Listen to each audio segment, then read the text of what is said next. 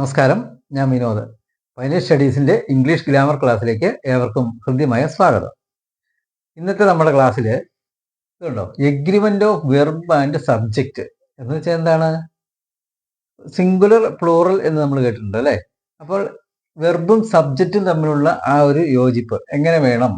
നമുക്ക് സബ്ജക്റ്റ് എന്താണെങ്കിൽ അതനുസരിച്ച് വേണം വെർബ് എഴുതാൻ. അല്ലാതെ സബ്ജക്റ്റ് ഒരു രീതിയിൽ വെർബ് വേറെ രീതിയിൽ എഴുതാൻ പറ്റില്ല. തുടർച്ചയായിട്ട് 2-3 ക്ലാസ്സുകളിലായിട്ടാണ് ഇത് agreement of verb and subject എടുക്കുന്നത്.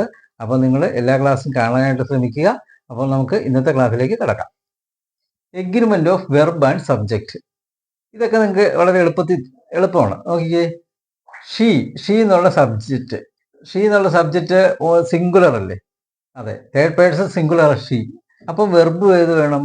സിംഗുലർ വേണം. ഇതുള്ളൂ, സബ്ജക്റ്റ് ഏകവചനം, അതായത് സിംഗുലർ ആയാൽ വെർബ് എന്തായിരിക്കണം? ഏകവചനമായിരിക്കണം, സിംഗുലർ ആയിരിക്കണം അല്ലേ? അതിൻ്റെ തുടക്കത്തിൽ അതൊക്കെ നമുക്ക് പഠിക്കാനുള്ളത്. ഷീ എന്നുള്ളത് സിംഗുലർ ആണ്. അപ്പോൾ ഏത് വേണം? ഈസ് വേണോ ആർ വേണോ? ആർ പ്ലൂറലിൻ്റെ ഒപ്പം ഉപയോഗിക്കുന്ന വെർബാണ്. അപ്പോൾ ഈസാണ് ഇവിടെ വേണ്ടത്. നമുക്ക് ഇവിടെ എഴുതാം. അപ്പോൾ ഇത് സബ്ജക്റ്റ് സിംഗുലർ ആണ്, ഷീ എന്നുള്ളത്. അപ്പോൾ വെർബ് ഏത് വേണം? സിംഗുലർ ആയിട്ടുള്ള ഈസ് വേണം. ആറ് പ്ലൂറിൻ്റെ പോലെ. അപ്പോൾ ഇവിടെ ഈസാണ് വേണ്ടത്. ഇത് നിങ്ങൾക്ക് സാധാരണ അറിയാവുന്ന ഒരു കാര്യമാണ്.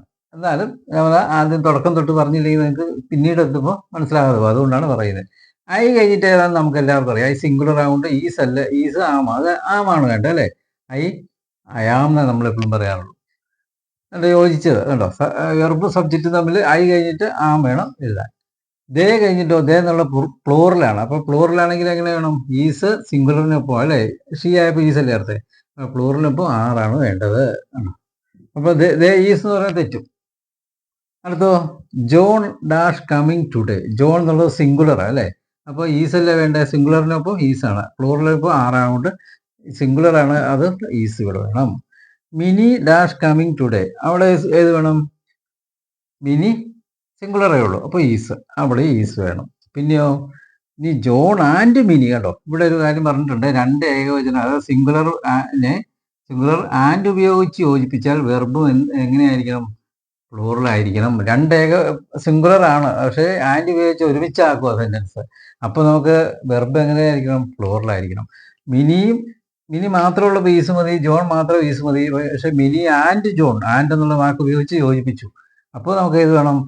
ജോൺ ആൻഡ് മിനി എന്ന് പറയുമ്പോൾ ഈസ് മതിയോ? പോരാ, ആറ് വേണം, പ്ലൂറലായിരിക്കണം. ഇതുണ്ടോ ഇതേക്കണേ, രണ്ട് ഏകവചനങ്ങളെ ആൻഡ് ഉപയോഗിച്ച് യോജിപ്പിച്ചാൽ വെർബ് എന്തായിരിക്കണം? പ്ലൂറലായിരിക്കണം, അതായത് ആർ ഉപയോഗിക്കണം അല്ലേ? അത് അനുസരിച്ച് വേണം.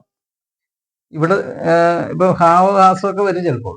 അതിലേതാണെന്ന് നോക്കിയിട്ട് വേണം. ഇവിടെ ഇപ്പോൾ ആറാണുള്ളത്, അതുകൊണ്ട് ഈസും ആറും ഉണ്ട്, ഇവിടെ ആറ് വേണം. അടുത്ത് നോക്കിയേ, കൗ ഡാഷ് ഗ്രാസ്. കൗ ഈറ്റ് ഗ്രാസ് വേണോ ഈറ്റ്സ് ഗ്രാസ് വേണോ? അതെങ്ങനെ പറയും? തേർഡ് പേഴ്സൺ സിംഗുലർ അല്ലേ? ഇറ്റാണ് ഈ കൗ എന്ന് പറയുമ്പോൾ. തേർഡ് പേഴ്സൺ സിംഗുലർ വരുമ്പോൾ വെർബിനോടൊപ്പം എസ് അല്ല ഈസ് ചേർക്കണം എന്ന് പറഞ്ഞിട്ടുണ്ട്, സിംഗുലർ ആണെങ്കിൽ. അപ്പോൾ കൗ എന്ന് പറയുമ്പോൾ ഒരാളല്ലേ ഉള്ളൂ. കൗ ഈറ്റ്സ് എന്ന് വേണം, ഈറ്റ് പോരാ. കാരണം എന്തുകൊണ്ടാണ്? ഇത് നമ്മൾ ടെൻസ് പഠിച്ചു അല്ലേ? സിമ്പിൾ പ്രസന്റ് ടെൻസിലെ തേർഡ് പേഴ്സൺ സിംഗുലർ ആണ് കൗ എന്നുള്ളത്. അതുകൊണ്ട് വെർബിൻ്റെ കൂടെ എസ് ചേർക്കണം, ഈറ്റ്സ്, ഈറ്റ് പോരാ. ഇവിടെ പക്ഷേ ദേ ആണെങ്കിലോ പ്ലൂറലാണ്, അപ്പോൾ ഈറ്റ് മതി. അതാണ് ഈ പറഞ്ഞേക്കണേ. Cow and got. ഇവിടെ പശു മാത്രമല്ല, പശു ആടും ഒന്നി കൂടുതലുണ്ട്, ആൻഡ് ചേർത്ത് ഉപയോഗിച്ചു അല്ലേ? കൗ ആൻഡ് ഗോട്ട് എന്ന് പറയുമ്പോൾ ഈറ്റ് എന്ന് പറയും, ഈറ്റ്സ് എന്ന് വേണ്ട. ഈറ്റ്സ് എന്ന് വേണ്ട. ഇതാണ് മനസ്സിലാക്കേണ്ടത്. അടുത്ത് നോക്കിയേ, bread and butter dash his favourite food. ഇതുപോലെ കാര്യം പറഞ്ഞേക്കണല്ലോ. രണ്ട് സിംഗുലർ സബ്ജക്റ്റിനെ ഒരു വസ്തുവായി കണ്ടാൽ വെർബ് സിംഗുലർ ആയിരിക്കണം. രണ്ടെണ്ണം ആൻറ്റി ചേർത്ത് പറഞ്ഞാൽ നമ്മൾ പറഞ്ഞ പ്ലൂറൽ എഴുതുന്നത്. പക്ഷേ ആൻറ്റി ചേർത്ത് ആണെങ്കിൽ കൂടെ അത് ഒറ്റ വസ്തുവായിട്ട് നമുക്ക് തിരിച്ചറിയാൻ പറ്റുമെങ്കിൽ അതിനെ നമ്മൾ സിംഗുലർ ഉപയോഗിക്കാവുള്ളൂ. അത് നമുക്ക് പരീക്ഷയ്ക്ക് തെറ്റിപ്പോകുന്ന ഒരു കാര്യമാണ്. കണ്ടോ, ബ്രെഡ് ആൻഡ് ബട്ടർ, ആൻഡ് ഉപയോഗിച്ച് ചേർത്താൽ ഇവിടെ മുകളിൽ പഠിച്ച് നമ്മൾ പ്ലൂറൽ ഉപയോഗിക്കുന്നത്. പക്ഷേ ഇതിനകത്ത് ഈ ബ്രെഡ് ആൻഡ് ബട്ടർ എന്ന് ഒറ്റ എണ്ണമായിട്ട് നമ്മൾ കരുതുന്നത്. ബ്രെഡും ബട്ടറും രണ്ടായിട്ട് നമ്മൾ പറയാറില്ല, ബ്രെഡ് ആൻഡ് ബട്ടർ. കണ്ടോ, അപ്പോൾ എന്ത് വേണം? ഈസാണ് ഇവിടെ വേണ്ടത്. ബ്രെഡ് ആൻഡ് ബട്ടർ ആൻഡ് ഉപയോഗിച്ച് ചേർത്തു, ബ്രെഡും ബട്ടറും ഉണ്ടല്ലോ എന്ന് എഴുതി ഇവിടെ ആറ് എഴുതിയാൽ ഉത്തരം തെറ്റിപ്പോകും. ഈസും ആറും ഉണ്ടെങ്കിൽ ഈസാണ് ഇവിടെ വേണ്ടത്. റൈസ് ആൻഡ് കറി, അത് ഒറ്റ അതായിട്ടാണ് നമ്മൾ കണക്കാക്കുന്നത് അല്ലേ? Rice and curry is his favourite food. ആറല്ല വേണ്ടേ, ഈസാണ് വേണ്ടത്. ഇത് കണ്ടോ, അപ്പോൾ ഈ പറഞ്ഞത് രണ്ട് സിംഗുലർ സബ്ജക്റ്റിനെ ഒരു വസ്തുവായി കണ്ടാൽ വെർബ് സിംഗുലർ ആയിരിക്കണം. അതിന് ഉദാഹരണമാണ് bread and butter, rice and curry, അതൊറ്റ ഇതായിട്ടാണ് നമ്മൾ കാണുന്നത്. അതുകൊണ്ട് നമ്മൾ ഈസാണ് എഴുതി, ആൻഡ് ഉപയോഗിച്ച് 2 വസ്തുവാണെന്ന് എഴുതി നമ്മൾ 6 എഴുതി കഴിഞ്ഞാൽ നമ്മുടെ മാർക്ക് പോകും.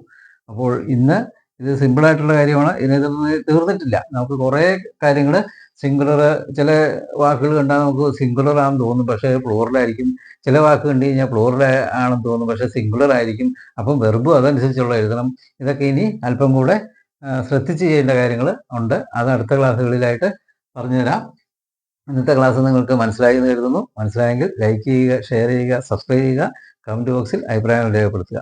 അടുത്ത ക്ലാസ്സിൽ കാണുന്നവരെ ഏവർക്കും നന്ദി.